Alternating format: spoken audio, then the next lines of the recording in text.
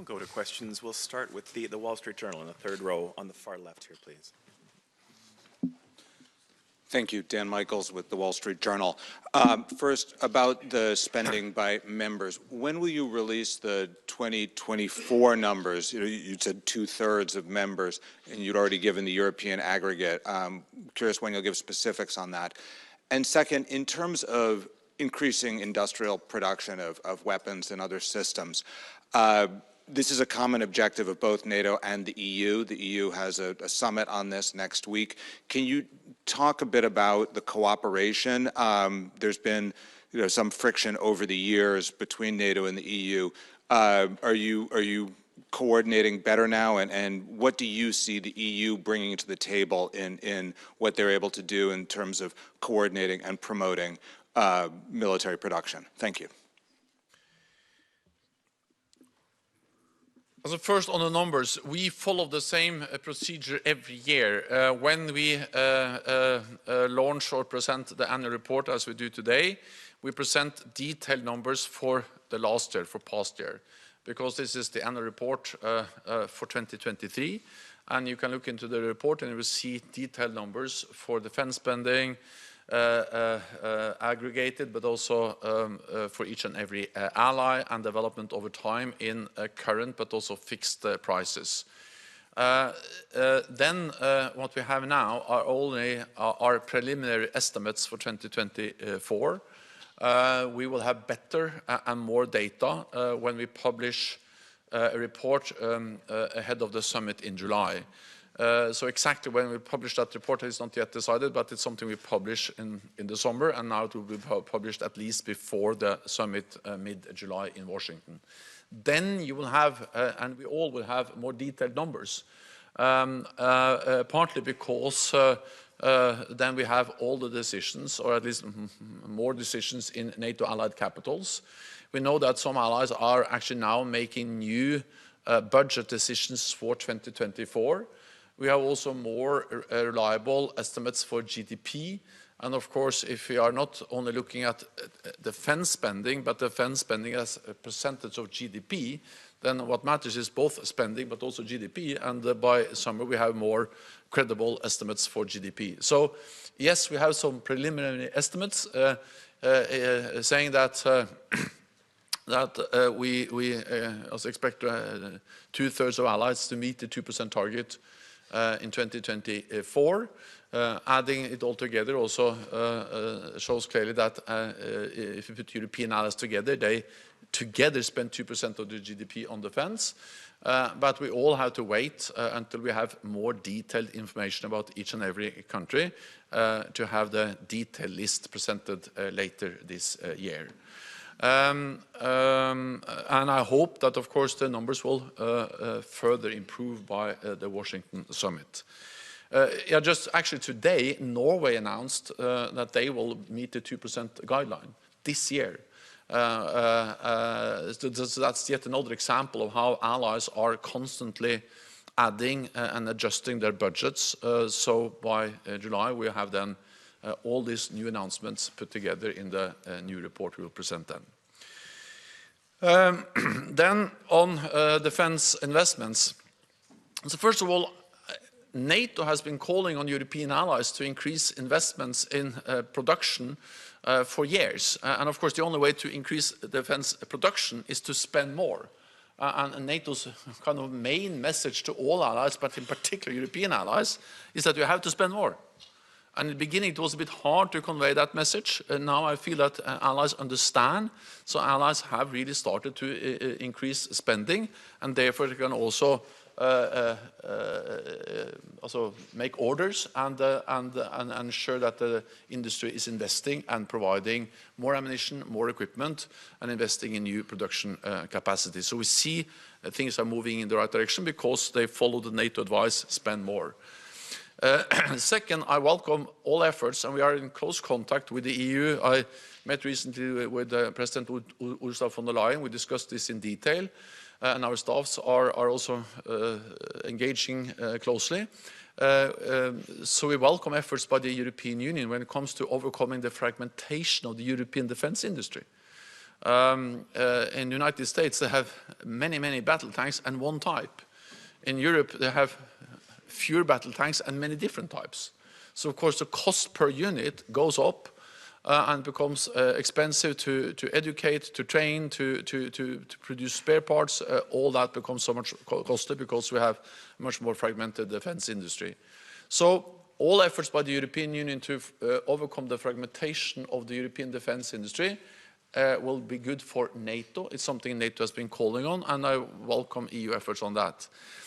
What is important is that, of course, NATO is the organization that had to set the capability targets. You cannot have two systems setting two different sets of capability targets for the same countries. You cannot have EU and NATO presenting to Germany or to Denmark or to Poland two conflicting lists of capability targets. So defense planning, including setting the targets for how many battle tanks, how many planes, how many ships, what kind of readiness and so on, has to be set by one and only one institution. And that's NATO's core responsibility, defense planning and the associated capability targets.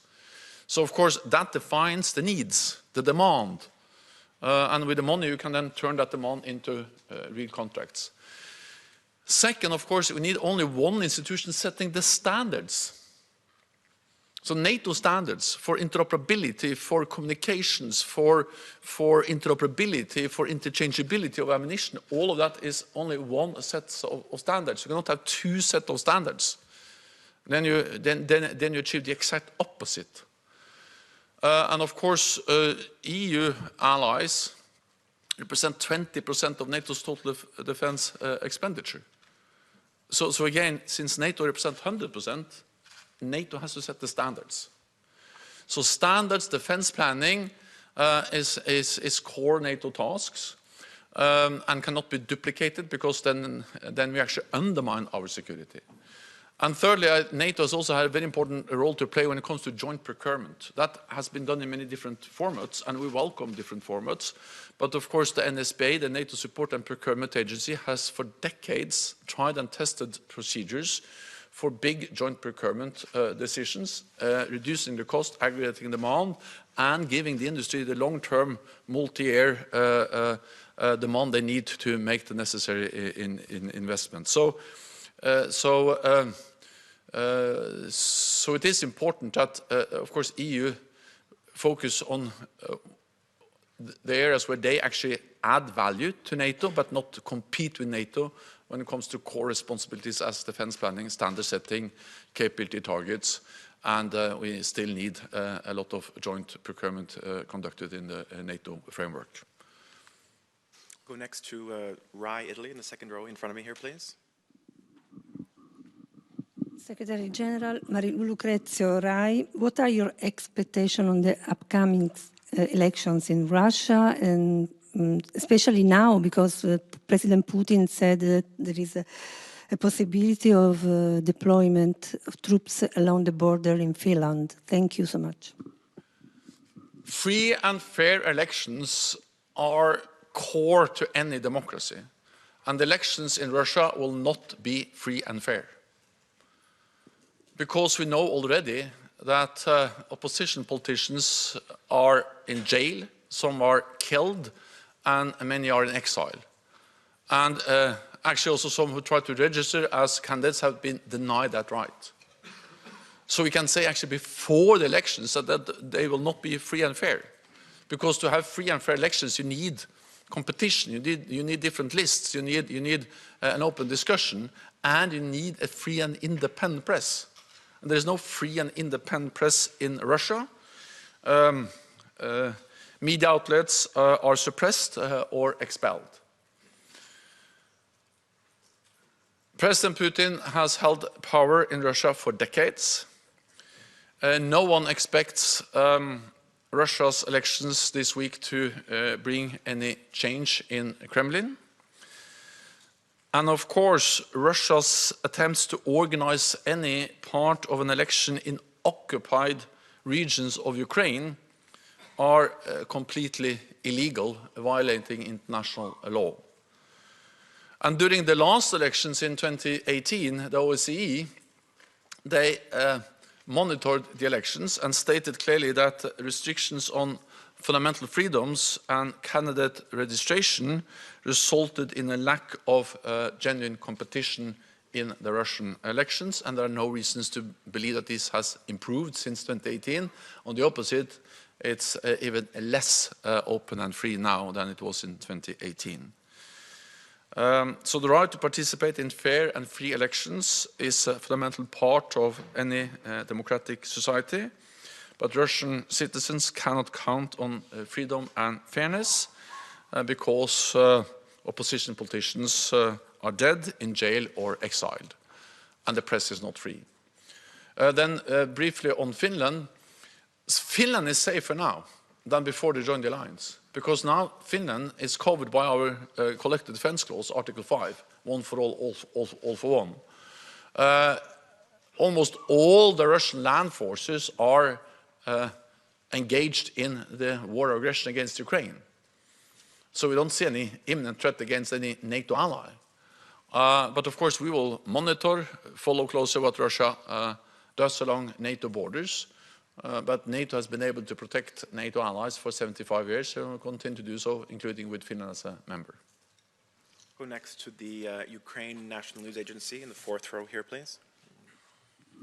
Thank you so much, Dmitry Shkurko, National News Agency of Ukraine. You mentioned many times the strategic importance of the Black Sea area. During a year, Ukraine succeeded to destroy around 25% of the Black Sea fleet. How that situation impacted the strategic stance of the Black Sea area, and are you going to reinforce the coastal states, NATO members, to finally get rid from Russian dominance in the area? Thank you so much. One of the big victories that Ukraine has achieved is actually to be able to push back the Russian Black Sea fleet and to destroy many of their ships. And also then ensure the open corridor from Odessa and all the way to Bosporus.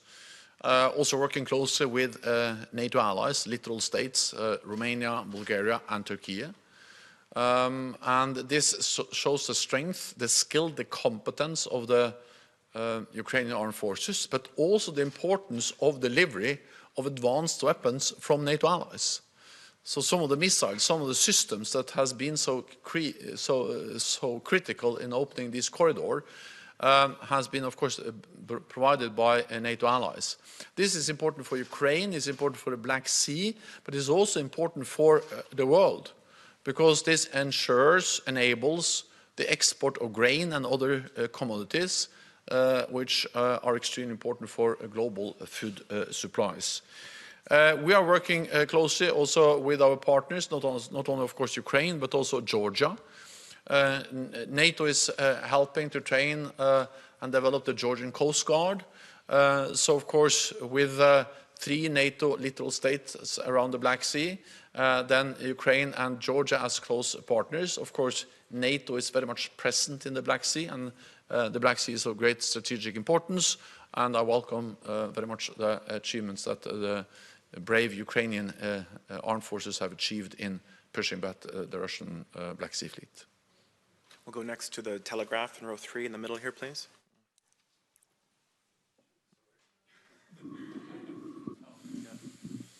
Hi, Joe Barnes from the Daily Telegraph. One of the sections looks at the threat posed by hypersonic missile systems, and it's listed as one of the 9 key emerging and disruptive technologies. We know a Patriot system has downed the Russian Kinzhal, the Killjoy in NATO speak.